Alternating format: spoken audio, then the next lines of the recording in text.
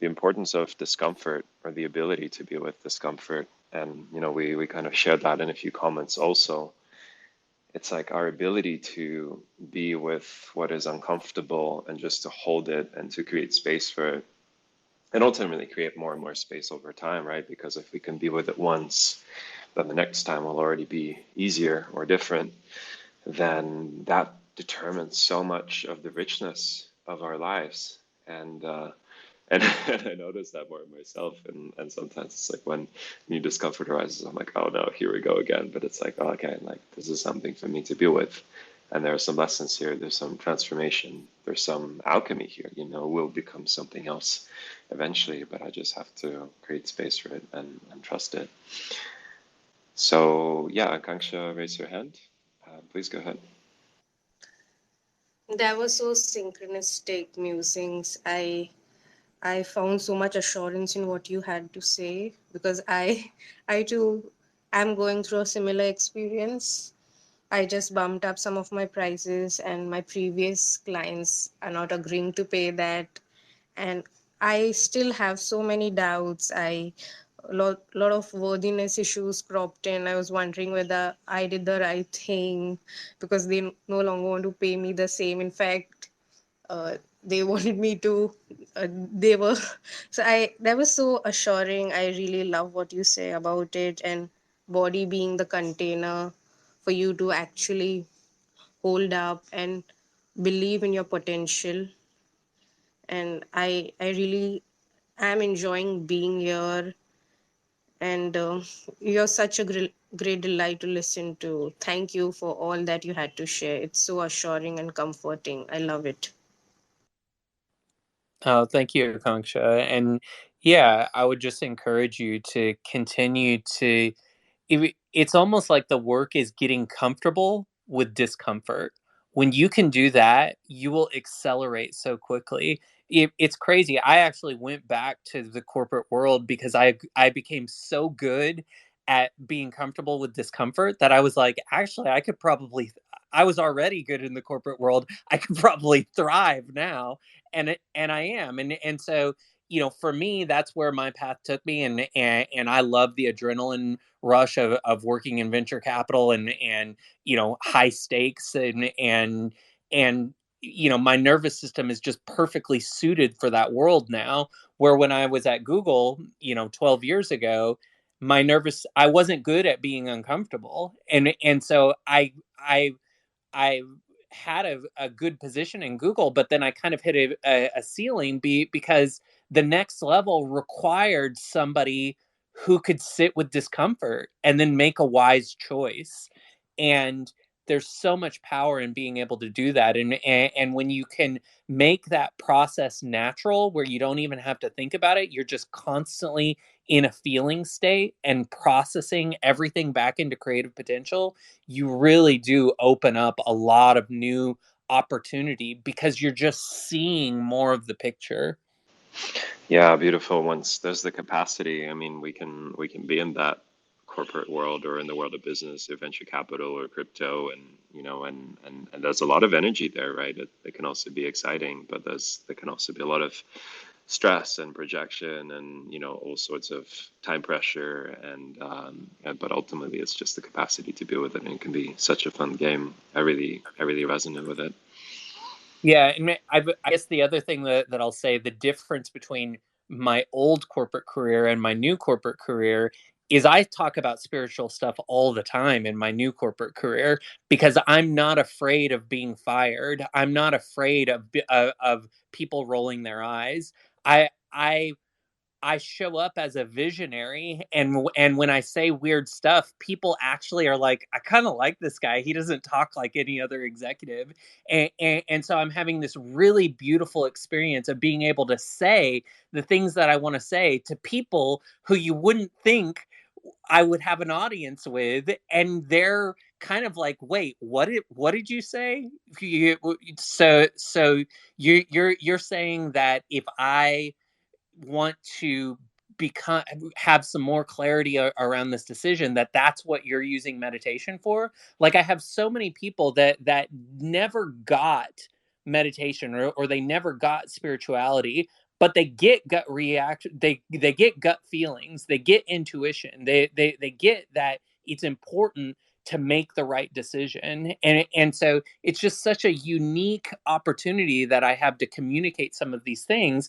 And because I've gotten so good at discomfort, I have zero, I won't say I have zero fear. If I'm talking to like a Mark Cuban or somebody, maybe I don't drop as many spiritual bombs. But for the most part, I'm really up to speed with communicating the way I want to communicate things, and it makes me stand out as a consultant in the space. And I can promise you that when you get up to speed with your own language about things, you will also stand out and you will demand attention. Definitely. That's the power of our truth. And I think also like when we just say what feels natural to us, we attract the right people, and you'll be surprised, when it lands for certain people. But that there is also a point to what we talked about in the other space of kind of tuning down or adapting that language to the particular audience. And it can be exactly the same concepts, it can be exactly the same meaning and energy, but just, in a different form. And that brings me to another topic that I'd love to cover before we wrap up is how would you approach communicating an offer in the spiritual content business? So more from the marketing perspective. And because there's so much different advice out there, right, around copywriting, around marketing, around kind of pain points, talking about value proposition. In our chat, I remember you mentioned something about state the problem, or like, and then soothe agitation. So yeah, I was wondering if you can expand on that, and what are generally the best practices that you feel, and also like, do you feel they're different to the spirituality niche, or are they kind of applicable no matter what industry you're in? Yeah, I mean, I think human pain points are human pain points, and I think where a lot of spiritual content businesses go wrong is that they don't keep it real. Like they're trying to communicate from this like guy on a cloud, in lotus position perspective, and so they're not grounding the message properly. And because of that, they're only attracting other spiritual junkies, which of course you can build a business around that. There's plenty of spiritual junkies, but even spiritual junkies, they're also trying to figure out how to build their business, and so they may not have the money, and so they're going to go towards the offer that really drives home for them, and the offer that is going to resonate most with them is when you're highlighting a real pain point that they have. And I was telling someone the other day who was does these beautiful meditations, and they were wanting to get that content out to more people. And I was like, if I had a voice that was soothing, I have the Terrence McKenna voice, but if I had a soothing meditation voice, I would get Louise Hay's book of emotional ailments. So it's basically all of the physical ailments that you can have and what the emotional root cause was. And I would do a meditation on every single one of those physical ailments and put them up as a YouTube video so that when somebody says spiritual meaning of headache, my video comes up and then I can provide some relief, and that can be a really good lead gen. Because people search out solutions to their problems. I'm a trained SEO, search engine optimization.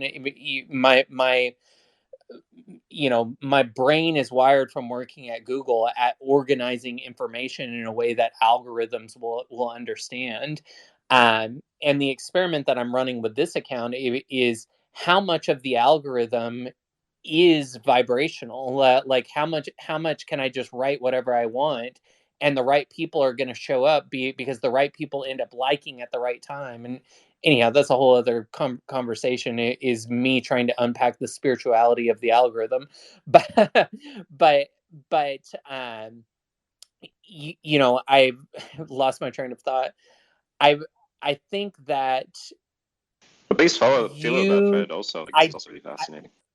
Okay. Let me finish my other thought. I just got it back. So finding like the real world pain points, whether those being physical pain, I mean, depending on what your product or service is, you understand what kind of relief you can offer, and so communicating that in your offer, helping people throw rocks at their enemies, like these are the type of things that really work well in the algorithmic world that we want. Like just like reality is polarized, like reality is this dance of energy, and so oftentimes you have to feel through your discomfort in order to it be, and that discomfort is actually just polarity. It's an energy that is moving in a different direction from the energy that you want to be aligned with, and so that causes an uncomfortable sensation.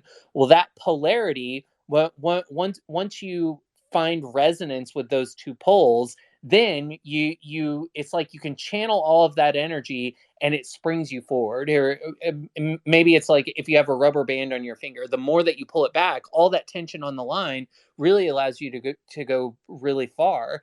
And pain points create that polarity in your sales process, because pain is a signal to the brain, and it's constantly triggering. People are going to have their brain hardwired to see their own problems.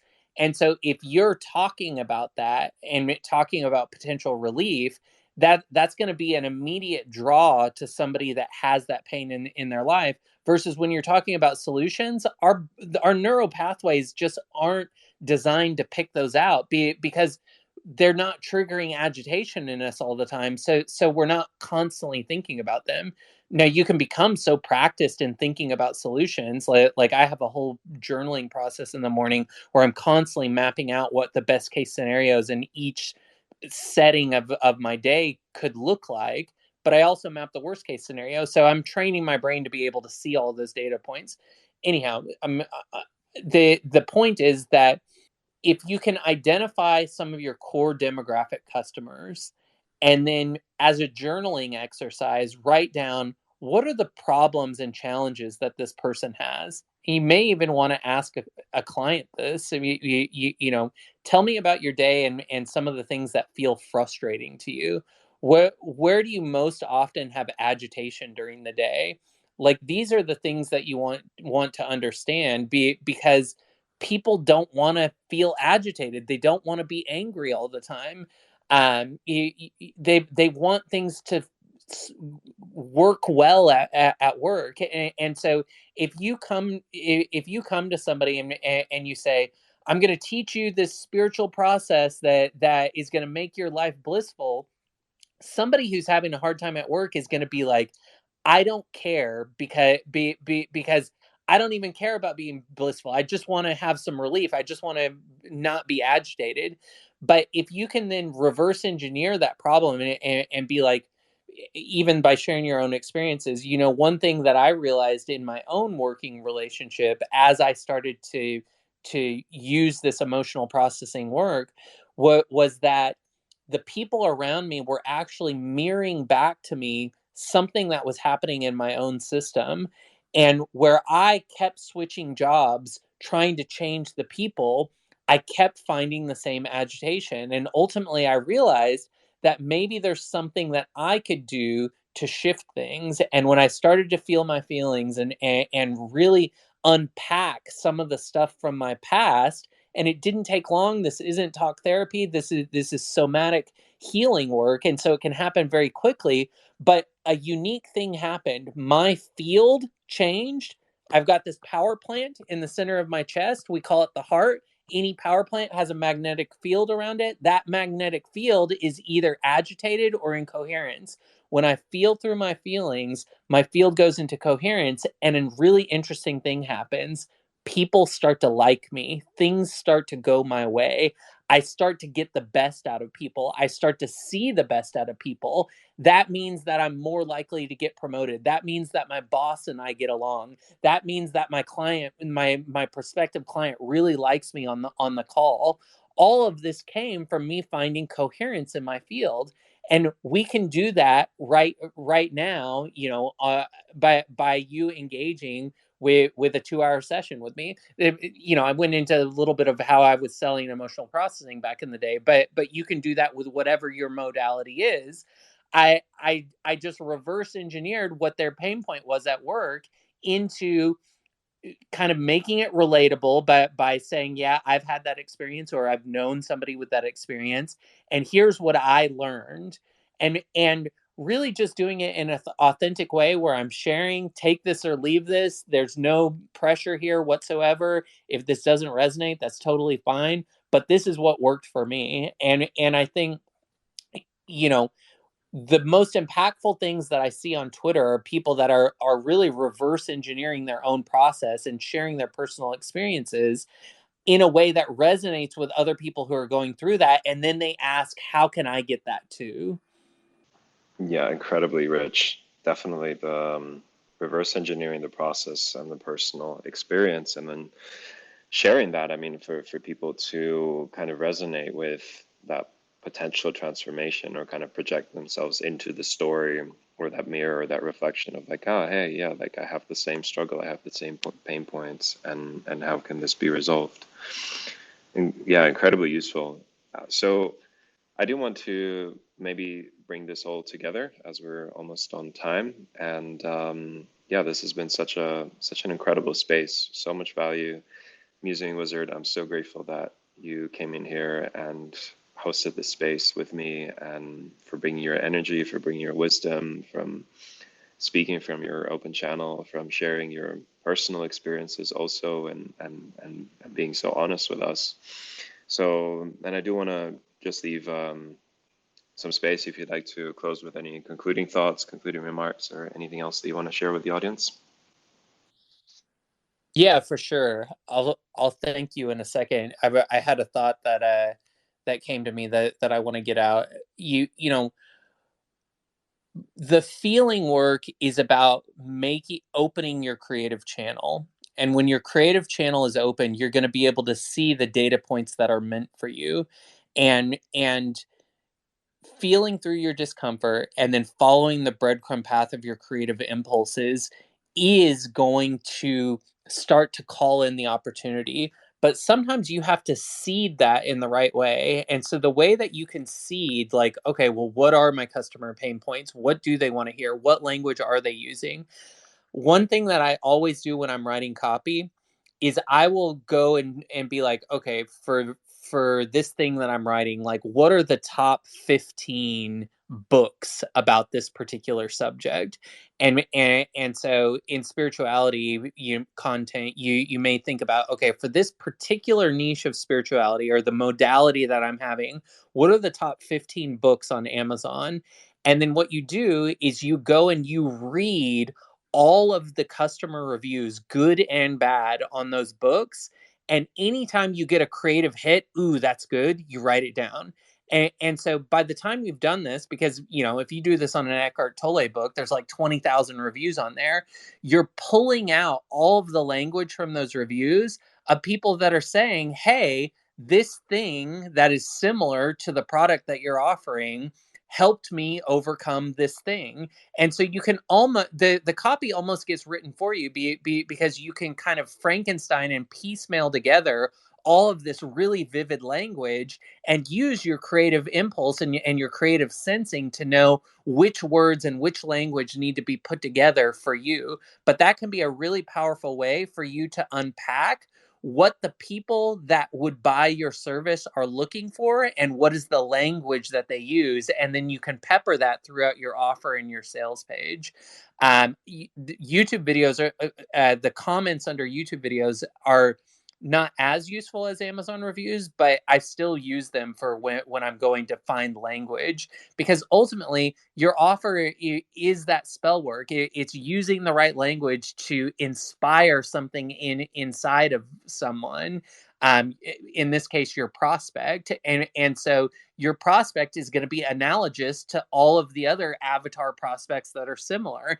And so if you can find that language in those review sites, it can be a really powerful way to build out content using language that will resonate with someone. So that was the final piece that I wanted to put in there. Do you think Goodreads would also be helpful, or it's more Yeah, about the reviews? I've never used it, but yeah, I bet Goodreads has some great reviews there.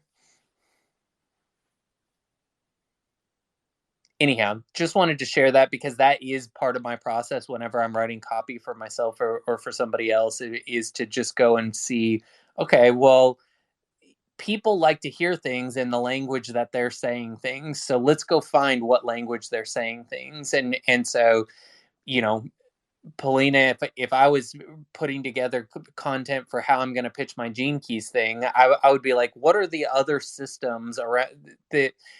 Either what are the books about Gene Keys that, and what do the reviews say there, or what are other schools of thought that are similar to Gene Keys? Like I think human design might be similar. So you could go and look at the reviews on all of those things, pull out the language that resonates with you, and start to craft tweets and threads and blog posts and sales copy based on what you read and those things, because that's such a powerful data set for who your core avatar is.